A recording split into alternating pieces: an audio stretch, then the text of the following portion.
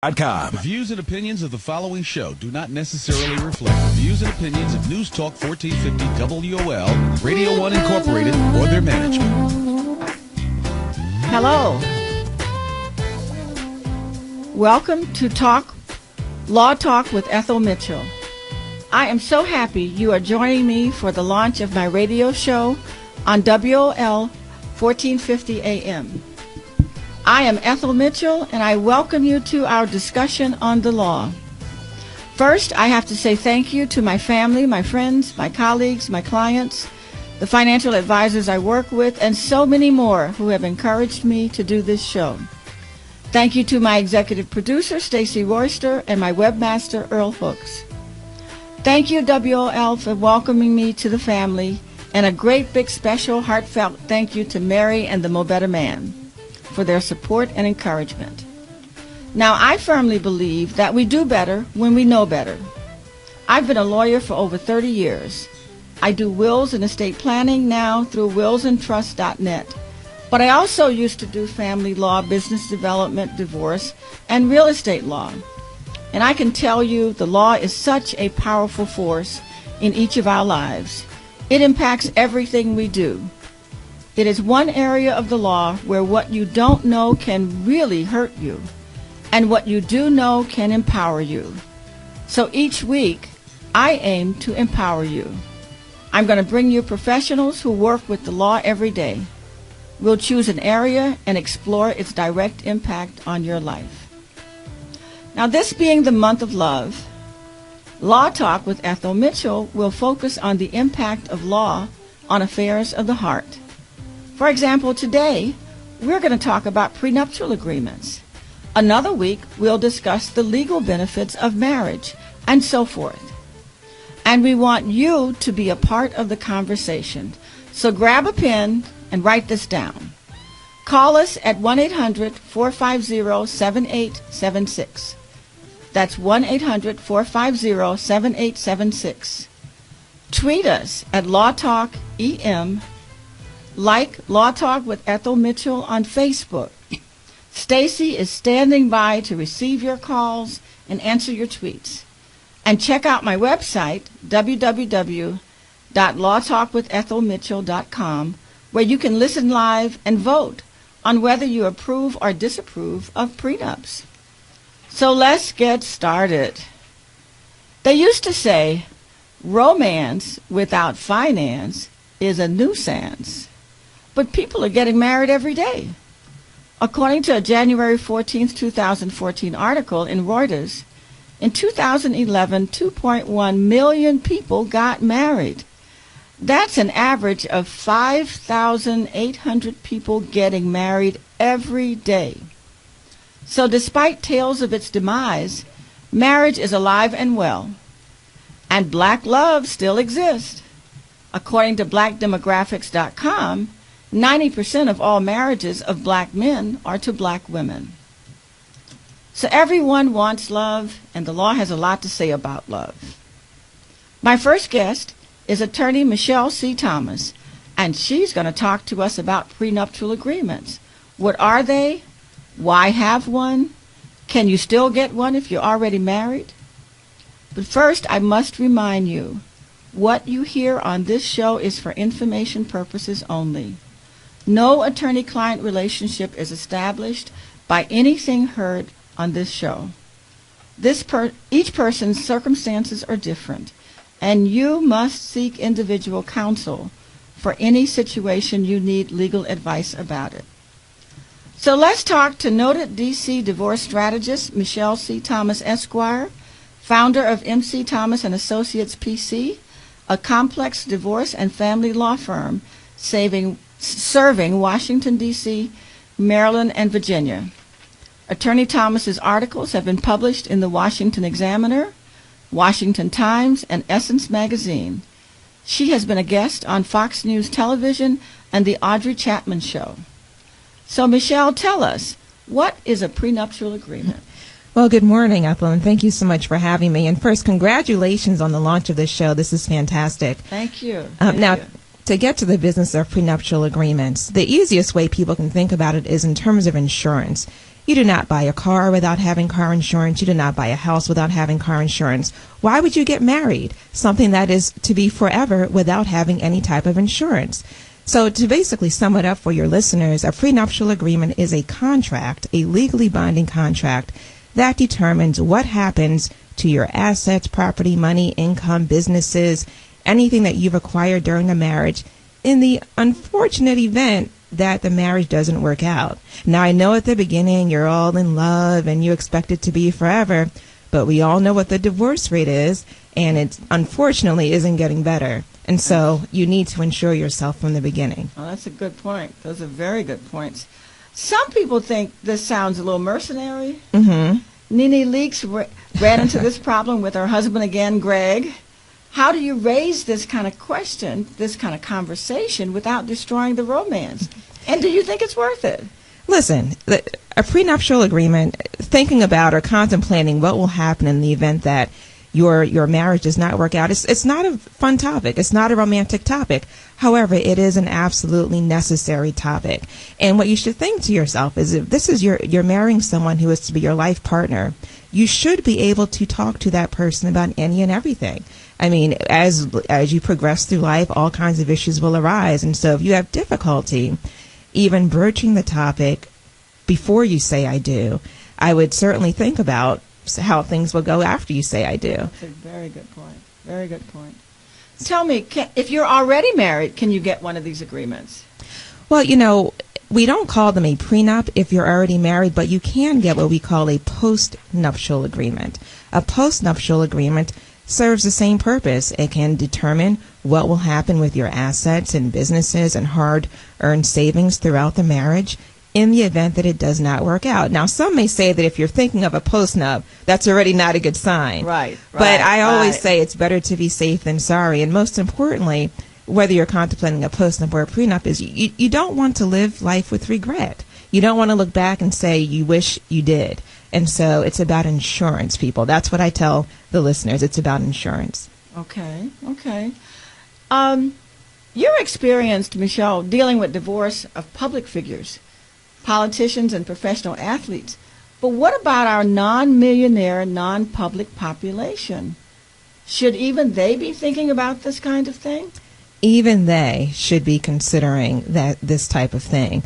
And that's one of the greatest misconceptions about prenuptial agreements, is that you have to have millions in the bank and you have to have businesses and significant assets. But let me tell you, divorce isn't pretty. And Yes. so even if you have what you would consider the simplest of estates, going through a divorce certainly can get very it's very consuming emotionally. It's draining financially. And at the end of the day, you will wish that you had taken this step and been proactive about protecting your future. Well, that's what this show is all about, teaching you how to be proactive. And so let's take an example, because I meet a lot of people like this. They're single. They own a home. They may be paying a mortgage, but they still own a home, okay? They have a retirement, savings, life insurance, and make good money from $50,000 to $150,000 a year. Some have one or more children, and they're thinking of getting married. Should they be thinking about having a prenup? And please call us at 1-800-450-7876 or tweet us at LawTalkEM to join the conversation. Yeah, again, I have to tell you that even in that sort of circumstance, you should consider or at least consult with an attorney about a prenuptial agreement. And here's why. One of the greatest misconceptions people think is, well, I'm the one who went to work every day. I'm the one who earned and contributed to my retirement account. Therefore, it's mine. But from the moment you say I do, that mine becomes ours. And that is what you're looking to protect down the road in the event that this does not work out. That is very good. Good. I still recommend it, at least looking into it if you don't actually do it. Mm-hmm. Very, very good. Very good. Michelle, I have another question. I'm a trust and estates lawyer. I prepare wills, trust, and estate planning documents. In fact, my listeners can visit my website at www.willsandtrust.net for those types of services and questions. I had to get that in there. But I often counsel people who are getting married in their 50s and 60s, who at this stage in their lives do have property, and children from different marriages. They're concerned about not only protecting themselves, but also protecting their children in the event of a divorce. How do they protect their assets? You know, that's actually a common scenario. And what I've seen actually in my practice is when you have parties who are getting married for the second, third time around, and they were adult children, and particularly if the persons are up in age and elderly, a lot of times it's not the couple who is at odds or the couple who is not able to resolve their differences, but it's the grown adult children who are looking to protect their inheritance. Yeah. And they're the ones that fuel what can become an ugly and nasty divorce. And so in order to ensure that your children's inheritance remains as it is, you do want to have a prenuptial agreement to say that whatever I'm coming into with whatever I have going into the marriage is what I will take out of it. And what belongs to my children is what belongs to them. So you definitely want to do that, particularly to protect your children. Got a call. I think we have a call. Yes, that is very true. And yet you can still, can't you still protect your children and your spouse with an agreement? Okay. I understand we have a caller. Daryl, can you let the caller go? Yes, hello? Yes. Hello. Hi, I was calling because I had a question about prenuptial agreements and what was the best way you felt to present them to your partner. Because, you know, usually when you're getting married, it's a lot of romance and flowers and people are thinking about the wedding. What's a good way, do you think, to present the prenuptial agreement in a manner that will go across well and it's not is like I'm just trying to protect myself? Right. Well, there are a couple of options, I think, for people. I mean, it is, let's be honest, it's a very uncomfortable conversation to have, but one that you should have nonetheless. I tell people that if they have decided to go through premarital counseling, that's actually a great safe haven in which to bring up some of these awkward, uncomfortable situations or discussions about finances. But even if you choose not to go that route, at some point before you say I do, you should have a discussion about who will be contributing to the bills, the household, how will you divide finances, will you have a joint account, will you have two separate accounts, how will you maintain things? And then I think at that time you can say to your spouse, and what do you think we should do if this doesn't work out? How would you want to go about handling that? What if you decide to be a stay-at-home mother and you're not able to work at the time that things unravel? How would you ensure that you won't be left out on the street without any support financially for yourself and your children? And you can express and certainly couch it in the terms that say that while you don't expect that to happen, you just don't want to be left out in the cold at the end of the day. And you also want to convey to your partner that it's mutually beneficial, that you're not looking at this just from your perspective, but also for the other person's perspective, that it will help both of you down the road in the event that it were to arise. And then certainly reassure that, of course, you don't think it will ever arise. That's good. Caller, did that answer your question? I certainly hope Yes, so. it does. And I had one more question. I wanted to know, is there a standard prenuptial agreement that you can sort of look at? What's the cost behind getting something like this prepared? Sure. I mean, you know, in the age of the internet, you can certainly Google prenuptial agreements and come up with several samples from the internet. However, I do suggest consulting with competent legal counsel because it is a contract that is legally binding. And if you do not have legal expertise, you may not be aware of what all the terms and the language mean.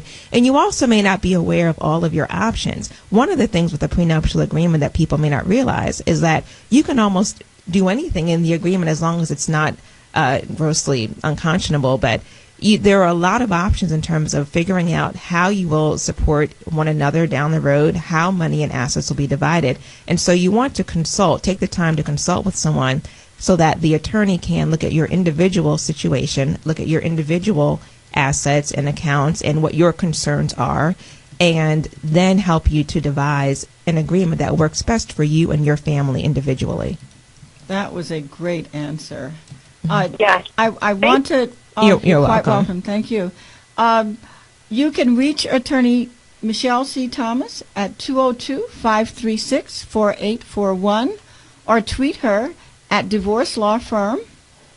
You can also reach her on her website at thomaslawdc.com.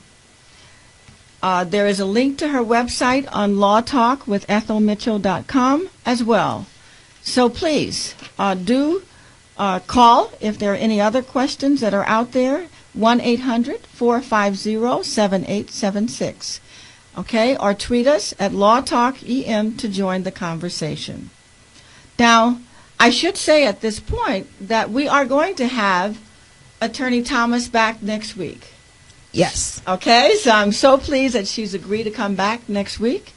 And so therefore, those of you who are listening, if you have questions that are not being answered or we've not been able to get to them, please tweet us, call us, or send us a message on Facebook or on our website so that we can get to these questions.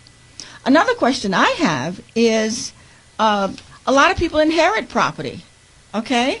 And they want to make sure that that property stays in their birth family or goes to their children and does not become a part of a divorce proceeding. Is this something that can become part of a prenup as well? It is something that can become part of a prenup. I would also say that in most jurisdictions, even though laws vary from state to state, inherited property, whenever you receive it, whether it be before the marriage or during the marriage, remains that person's separate property unless certain things are done. So that's something that people should know. If that's the only reason that you want a prenup, then you want to talk that over with an attorney to determine whether it makes sense for you and your situation. But you certainly can include inherited property, or any property for that matter, in your prenuptial agreement. There are things that people may not even think about, such as someone's last name. Do you want to determine what happens with the person's last name in the event of a divorce? Mm-hmm. There's, various types of things that people can consider. But yes, definitely that's included. Okay. And don't you have to be careful if you're living in inherited property, but your money is going to take care of that property?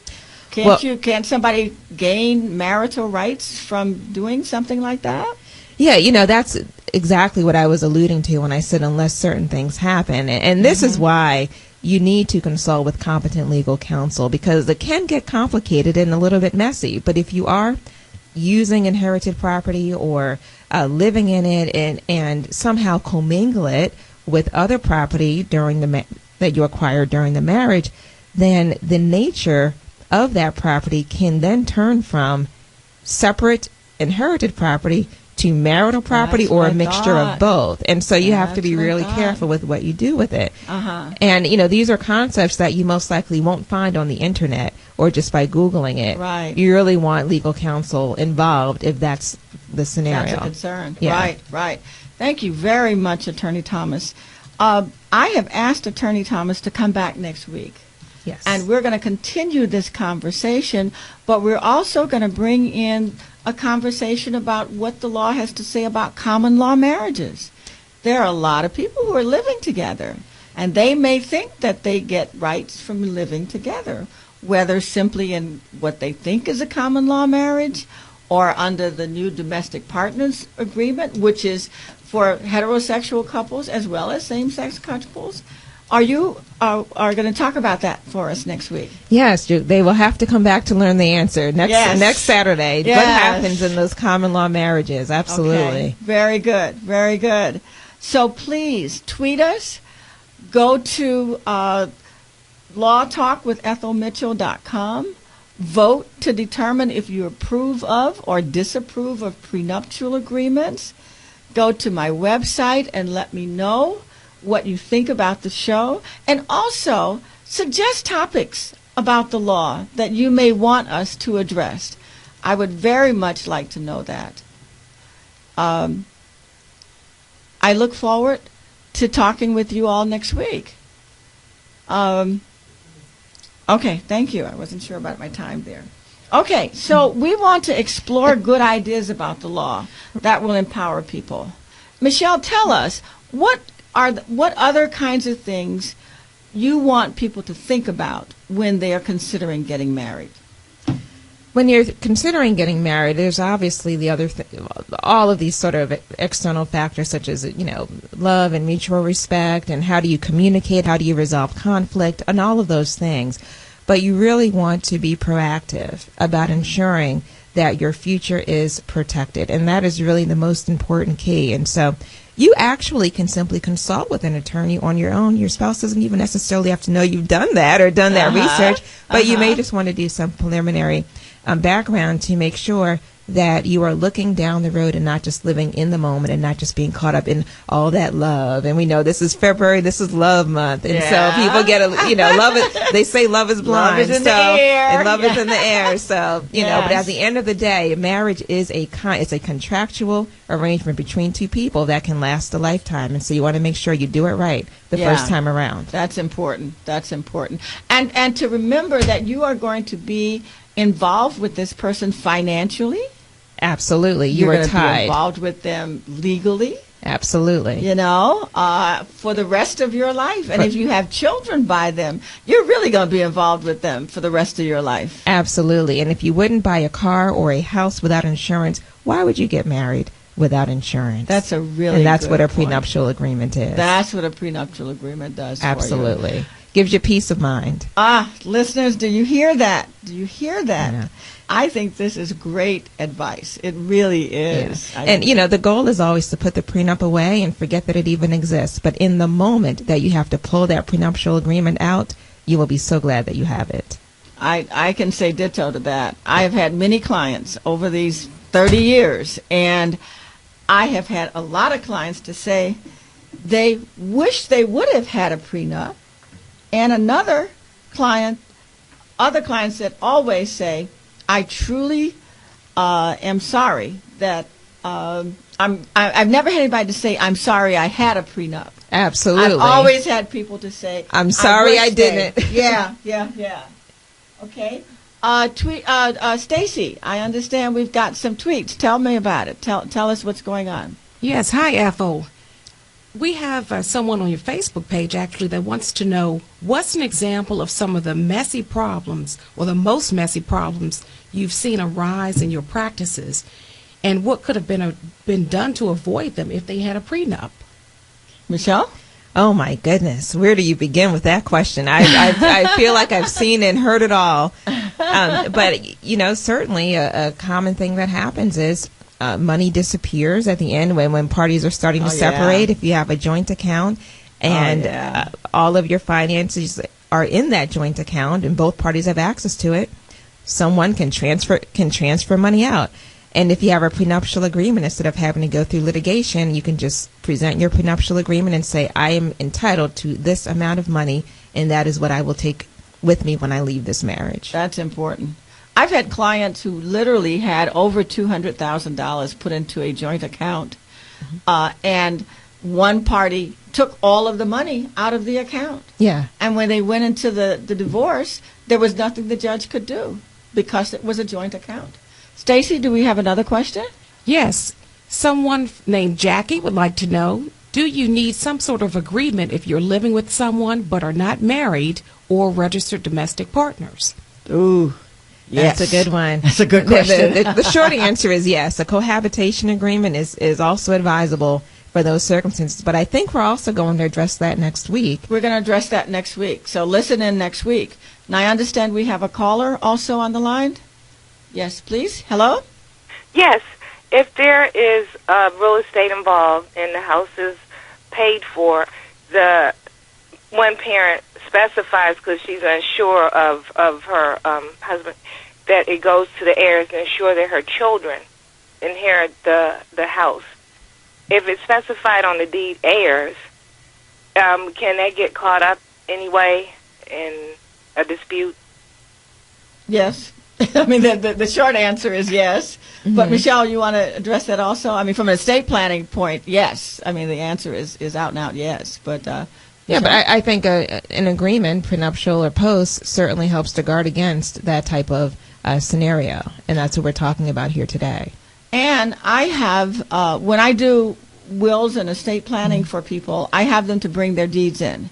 That's one of the things that I always want to look at the deeds, because you want to see in what capacity they have title. And you can do a lot with a deed. There's sometimes, yes, particularly, especially in blended families, you can take care of the other spouse by doing a life estate, in case one dies before the other, and yet still say when that person dies, it goes to their children, or Right. however it is that you want to do. So you can still take care of your family, but Absolutely. you've got to do it in writing. You've got to be proactive. I think we're getting close to the end. I hope you all have enjoyed this show. Join thank you us so each much. week. And thank you so much for having me. It's been fantastic. Oh, you're more than welcome, and you've given us great information. Attorney Thomas will be back next week with us, so send us your messages, tweet us, like us on Facebook, Law Talk with Ethel Mitchell, and also go to my website, lawtalkwithethelmitchell.com. I will have Attorney Michelle Thomas come back, and I'm looking forward to hearing more and more from you all each. I can be reached at 202-772-1988 for your wills, trust, power of attorneys, healthcare directives, and estate planning needs. Attorney Thomas can be reached at 202-536-4849. We can all do better when we know better. So get inspired, get educated. Let us see you back here next week at Law Talk with Ethel Mitchell. I am the host, Ethel Mitchell, and I hope that you will learn and be empowered.